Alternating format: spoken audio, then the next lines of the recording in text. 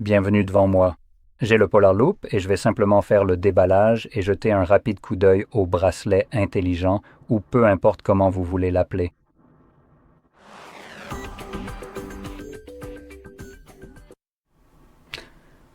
Bon, je vais juste ouvrir ça et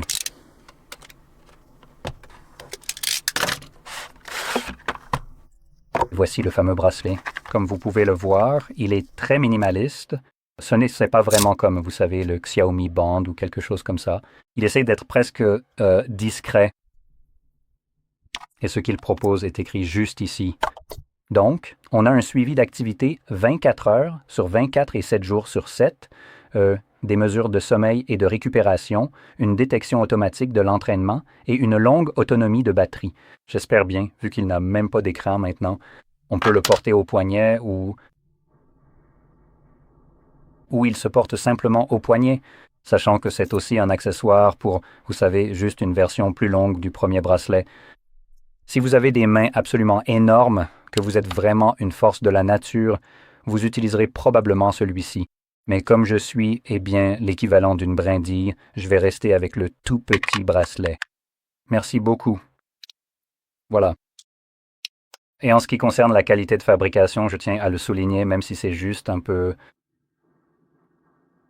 censé être porté. Et vous savez, pas très visible. Donc c'est le genre de truc qu'on met et qu'on oublie. La qualité de fabrication ici semble vraiment excellente.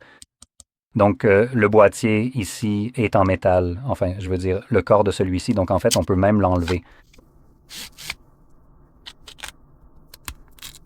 Oui, voilà. Donc ceci, c'est vraiment du métal pur, ce qui lui donne une certaine qualité.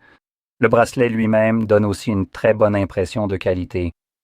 Et cette partie ou le passant, qui permet simplement de maintenir la sangle, est aussi en métal, donc c'est une boucle entièrement métallique. Donc en termes de qualité, ça paraît vraiment solide. Comme ça, non. Enfin bref. Pour le suivi et pour quelque chose que vous pouvez simplement mettre à votre poignet ou où vous voulez le porter, ça devrait vraiment bien faire le travail en étant très pratique. Quel est le mot? Caché, discret, non invasif ou non intrusif. Donc, vous n'avez vraiment pas besoin de le regarder, vous n'avez pas besoin d'interagir avec, il fait tout automatiquement, ce qui est, je dirais, plutôt pratique, comme la plupart des montres. Avec elle, vous devez interagir pour qu'elle fasse quelque chose.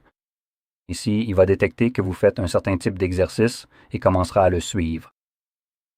Cependant, la question est de savoir à quel point il suit bien les exercices et les différencie. Par exemple, sur ma montre, qui est une smartwatch classique, ma montre est un peu à la traîne. Au fait, c'est la Samsung Galaxy Watch 7 et elle confond constamment le vélo avec la trottinette quand j'en fais. Maintenant, je sais qu'en disant que je fais de la trottinette, j'ai probablement déjà, genre, une énergie de faible testostérone ici. Donc peut-être que la montre essaie de me faire passer un message ici. Mais bon, vu à quel point la vitesse reste stable en permanence, c'est un peu étrange qu'elle confonde tout le temps ça avec du vélo. En vélo, on ne pédale pas toujours à la même vitesse et la fréquence cardiaque ne reste pas, tu sais, plate, donc c'est un peu bizarre.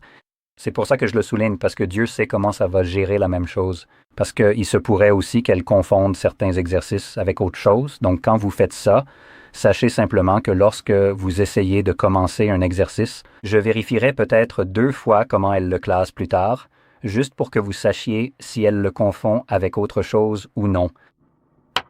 Mais bon, il n'y a pas grand-chose d'autre à dire. C'est juste un bracelet pour le suivi, donc c'est à peu près tout. Quoi qu'il en soit, si vous avez trouvé cela très utile, n'oubliez pas de liker, de vous abonner et merci d'avoir regardé.